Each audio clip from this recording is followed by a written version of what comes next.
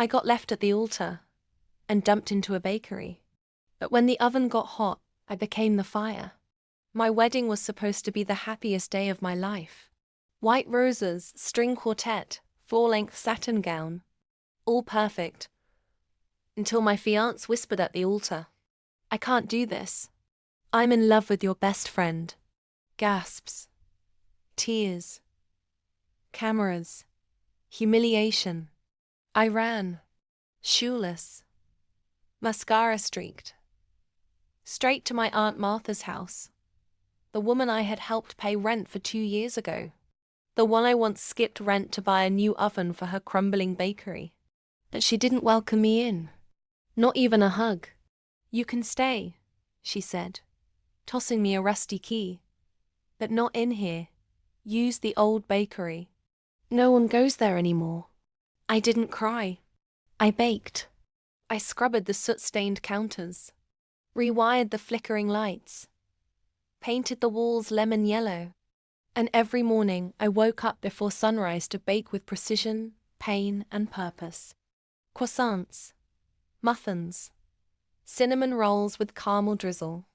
At first, it was just for me. Then the neighbors caught the scent.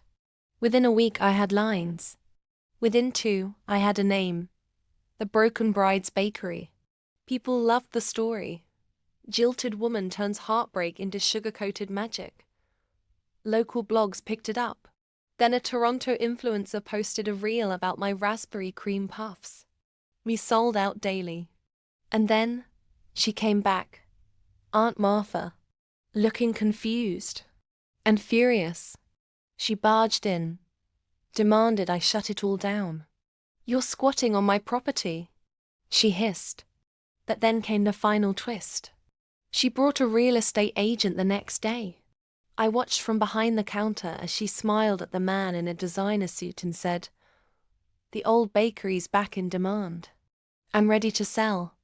What she didn't know, the man she brought, was my investor. You see, while she ignored me, I had registered the bakery's name, trademarked the logo, and partnered with a private equity group that believed in broken brides and buttered hope. So when she gleefully handed him the keys, he looked her dead in the eye and said, "Thanks, Martha, but we're not buying your bakery. We're buying hers. She now holds the lease. And she's buying you out."